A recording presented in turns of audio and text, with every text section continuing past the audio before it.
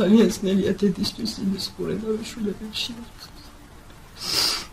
მე მამიკო ამყავდა მშერიო. ეს ცინცაძეების ოჯახია. უბედური შემთხვევის გამო დაობლებული 7 წლის ნინო, 9 თვის გიორგი და დარდისგან სულ გაჭაღარავებული ახალგაზრდა ქალი.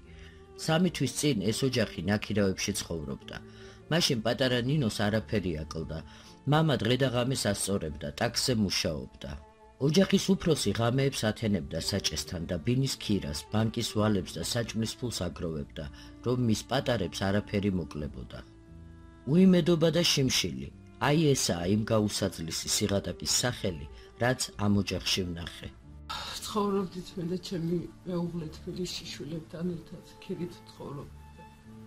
დამეყობა მეუღლე ავარიით. 3 ღამის უწინარი იყო, გამოძახებით ტაქსზე ისე. ძალიან კარგი მეუღლე მოყავდა და ალბათ ასეთი იყო ჩემი ბედი. არც სახლი აქვს, არც კარი აქვს. ეხლა სხვის ოჯახში ვცხოვრობ, შეიძლება ხვალდაზე ის სახლის დავცალო და ძალიან სად წავიყვანო ჩემი პატარა შვილები. უმამოდ ყოფნა ძალიან ძნელია უბოლი შვილების გასა, არანაირი შემოსავალი არ მაქვს. ბანკის გამო მუშაობდა ჩემი მეუღლე, ეხლა უკვე მე ვიხდი დანარჩენ თანხას. ხშირად მიფიქრია იმასთვის, რომ სხვა გამოსავალი რომ არ ყოფილა ჩემს ცხოვრებაში, რომ თავი მომეკლა, მაგრამ ზოგჯერ შემიხედია ჩემს შვილებს სრულიად ოღონდ დავტოვები. ვეღარ ვძლებ ამ დაჯვას ამ ტკივილს, მაგრამ რა ვქნა, ეს მხოლოდ ჩემი შვილების გამო ხდება. კარგი იყო მეუღლე მყოლოდა, მაგრამ სრულიად მარტო ღია ცის ქვეშ ვცხოვრობთ მე და ჩემი შვილები. რა მინდა გითხრა, აი დღეს რა გაქვს საჭმელი? ეხლა ამ წუთას არაფერი.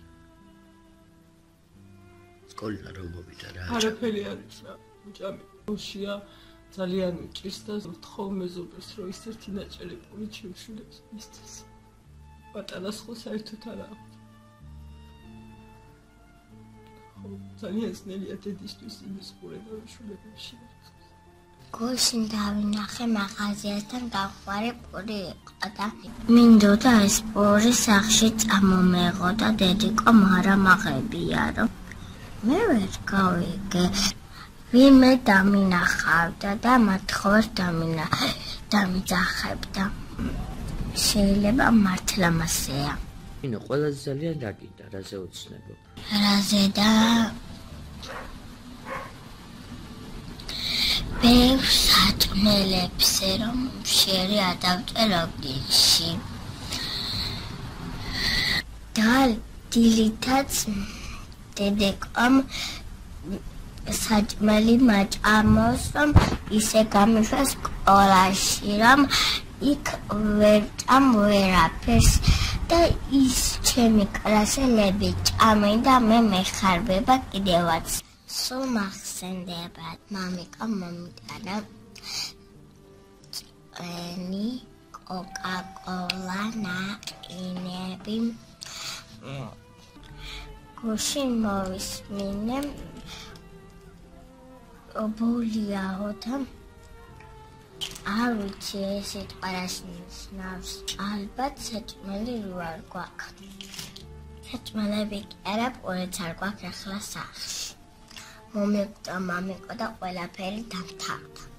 სხვა ბავშვებს ყავს მამიკო და იმგე საჭმელი აქვს და მე მეხარბება. მაღაზიაში რო შევდივარ, თავი დაღრილი მაქვს, რომ არ მომინდეს. შოკოლადები, ბევრი საჭმელი და პურიც კი.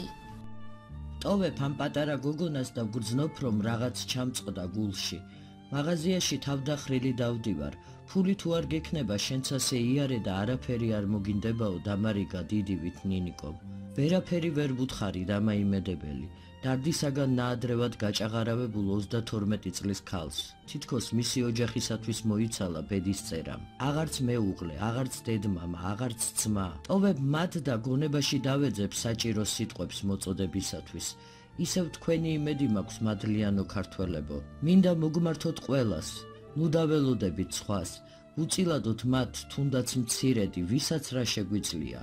გააზიარეთ ეს ვიდეო, შეატყობინეთ ყველას მათ შესახებ. ესეც დიდი დახმარებაა. ასე ერთად უფრო ადვილად გამოვნახავთ საშველს მათთვის. სიკეთის ქალაქი აგროვებს საკვებს ნინიკოსათვის. ახლა მათთვის შენი სიკეთე სასწაულის და გადარჩენის თვალფასია. ასე ერთად ერთმანეთის გადარჩენას შევძლებთ.